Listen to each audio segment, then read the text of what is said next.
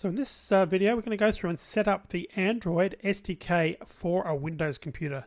If you're running a Mac computer, again, refer to the Mac section. I've got a whole series of videos there showing you step by step how to configure all of this on a Mac. So assuming you're running a Windows computer, we're going to go through and install the Android SDK. And we're going to discuss also the fact that there's two versions of the Android SDK, but I'll show you that in the video anyway. So let's get stuck into that right now. Okay, I'm at the top level folder of the folder that I've chosen to both put my workspace for my project files and also my Android developer tools. So I'm going to go into my Android developer tools bundles folder, double click into that. Now this time I'm going to run the SDK manager. Now there's two ways of doing that. One way is just to go into Eclipse, start Eclipse, the Eclipse subfolder, then double click Eclipse, run it. I'm not sure why that's saying new folder, but we'll change that back to workspace. Click OK. I just want to show you the two methods of getting into this. So the first way was just clicking on Window once you're in Eclipse and then clicking on the Android SDK Manager. The other way is just I'll exit out of that. The other way is just to go back up a level, and you'll see that there's an executable file here called SDK Manager that's in the ADT bundle folder. I'm going to click on that and run it. I'm going to maximize this window. Now what's happening now is this tool is downloading the latest version, or really the sort of the descriptions for the latest version of the Android tools. And once we select what we want, it will then download those selections onto this computer. So this Android SDK Manager handles new versions of the tools that come out, and we can literally download any version of the Android SDKs that we need. Now by default, if we look at Android 5, now Android 5, which is API 21, and that of course is Android Lollipop, has not been installed. So you can see the Android Developer Tools by default does not install it. In actual fact, confusingly, what the Android Developer Tools install is the Android 4.4W. Now that's the wearable edition of Android, which is made for wearable devices such as watches and so forth. So it's installed that by default, which isn't particularly helpful. And it really means that we're not going to be able to, at this stage, without doing something else, be able to actually create a mobile app. And just to show that, if we just go back to our folder, we'll just load Eclipse again.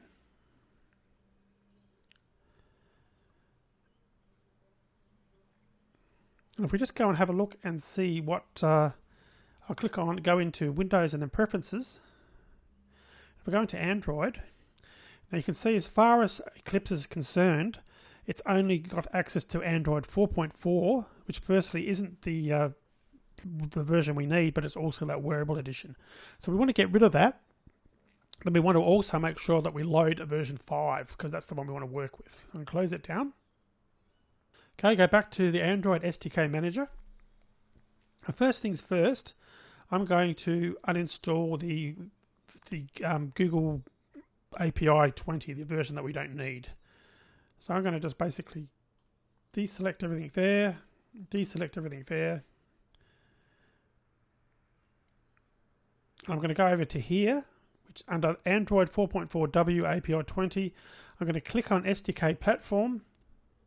Now notice over here I went to delete it, it's saying delete 2 packages. So what that means is I've got something else ticked. You have to be very careful when you're installing or deleting anything in this screen that you've actually selected only the things you want to select. So you can see here there's another thing there that was going to be, it was going to be deleted, but of course it wasn't installed, so it wasn't going to really cause any damage. But I'll go through and have a look now. There should only be the one tick under that. Oops, there is another thing, Android Support Library. That was the one that was going to be deleted. So you can see now that's updated, delete 1 package. So I'm going to delete that. That should only take a second, obviously. In actual fact, I think that's finished. We'll just have a bit of a look here. And you can see it's not installed, so that's good. Okay, step number 2, we want to now go through and install the new SDK version. Now, this is going to be this section in here. So by default, you can click on everything. You could certainly do that and download it that way. It is a fairly large download, so if you've got a restriction on the number of gigabytes you can download per month, or your internet access is slow, or both, I suggest you maybe just go through and trim some of these things. What I'll do now is go through some of the options so you know what's what. Firstly, I do recommend you install the documentation. You'll need that in future videos. We'll talk about that. And the first thing here, the SDK platform, you'll need that. Now that's the standard Android software development kit for Lollipop, which is version 5. But down here, there's also a Google API. Now that you can see there on the screen, it says Google APIs, which is Android API 21 revision 1. So that's really the Android platform plus the additional Google things. Now Google bundle things like Google Maps, for example. So what I normally recommend you do is install both of those. So we want to leave the tick next to SDK platform and Google APIs. Next on the list, Android TV. We aren't going to be doing that at all in this course, so I recommend we just take both of those off. Now these system images. Firstly, the ARM EABI is, for want of a better term, the slow way to run an Android virtual device. And we're going to talk more in a future video on what an Android virtual device is. But for now, I suggest you disable the ARM version on both. And that leaves us now just with a few images here. We've got the 64-bit edition of Android, and we've also got the 32-bit. So by default, I'm going to remove the 64-bit because you don't really need that. That's a new thing with Android 5. And I'm just going to leave just the two images, the x86 images. So the Intel x86 Atom image, and then also the Google APIs. And lastly, down here, I'm going to deselect sources for Android SDK because that's actually the source code itself, and we don't need to be editing the source code or changing the source code for the software development kit itself, because what we're doing is using the software development kit to make apps. Okay, so that's probably the minimum that I suggest you download. So at this point, we're ready to go. I'm going to click on Install 5 packages. Now what we'll need to do is click on anything that's got a cross in it. You'll need to select it and then click on Accept License. And you can see in some cases it will actually then, because you've done it once, accept it for everything. So basically what we're doing is we're accepting the license. You know, like most software these days, it won't download until we've done that. Click on Install. And what's happening now is it's going to go ahead and download those files straight off the Google servers, and also it'll go through and install it into the relevant folders, such that Eclipse will then be able to see that the relevant versions have been installed, and you will be able to use those when creating our mobile apps. And just a few things while we're waiting. We'll scroll down to the bottom. In a later video, we're going to be talking about the Google USB driver, and we're also going to be talking about the Intel x86 emulator accelerator.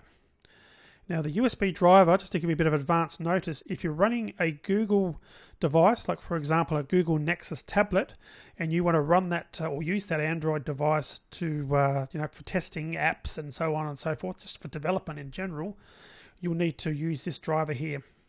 If you're not running a Google device, in other words, you're running some other brand, Samsung or some other brand of device, you'll need to find the USB driver for your particular device and install that. But we'll talk more about that in the separate USB driver video anyway. And down here under the Intel x86 emulator accelerator, in a future video when we're setting up Android virtual devices, which is a way to sort of emulate Android running on Windows, we'll install that as well. And that's really a way to find a quick way to get your computer to work a lot faster with an emulator. Because generally speaking, when something's emulated, it runs a lot slower than the original. And without this Intel x86 emulator, you'll find it's just dreadfully slow to try and get Android working on your computer. So you'll definitely want to do that, but don't worry, we'll talk about that in a future video. The other thing here I want to talk about is the Android support library.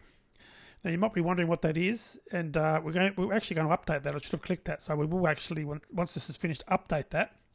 Now that enables you to target different versions of the Android operating system. You can sort of say, I'm building an Android version for the latest, or the latest version, which of course is the Lollipop, the version 5, but you might still want older versions of the Android operating system to work.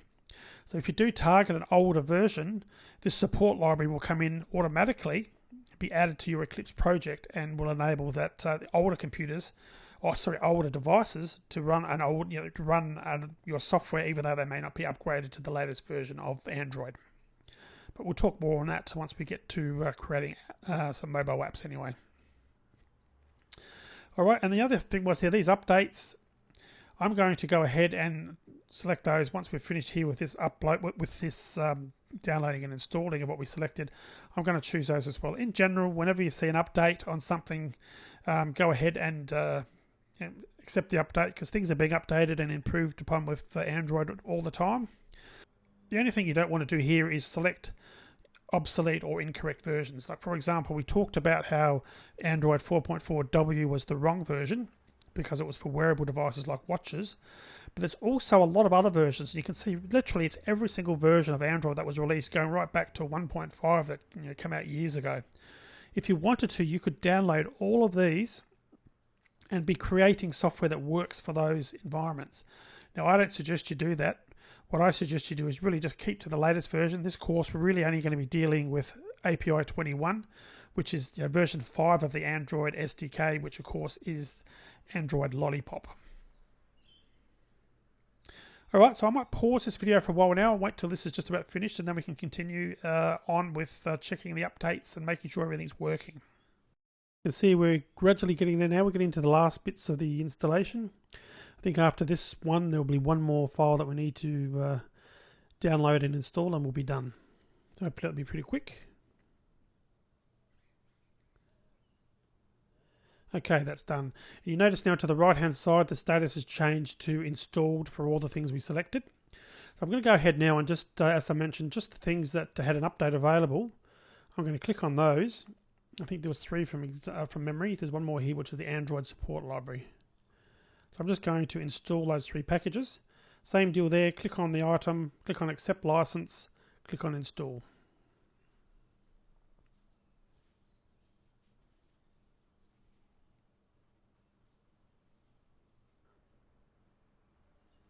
Okay, I might just pause the video briefly to let this thing finish. Okay, it's chugging away. Hopefully these last few things will be much quicker and we'll be done.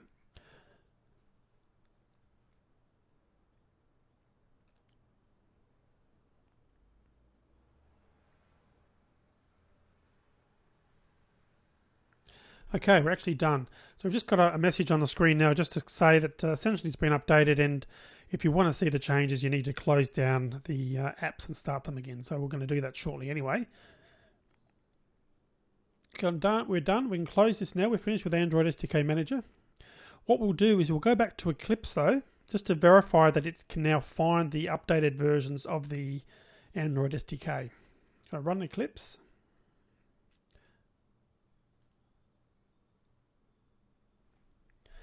And we're just going to go into the file, into the window. I'm saying file because on the Mac you go to File Preferences, but of course on a Windows machine it's Window Preferences. Go into Android, and you can see now this is updated. So we can see target name is now Android 5.0, API level 21, and we can see there's 2 versions there. As I mentioned, the generic sort of standard Android version and the Google one that has also got the Google specific things like Google Maps, etc. So at this point, we're done configuring or downloading and configuring the Android SDK. Let's move on to the next video.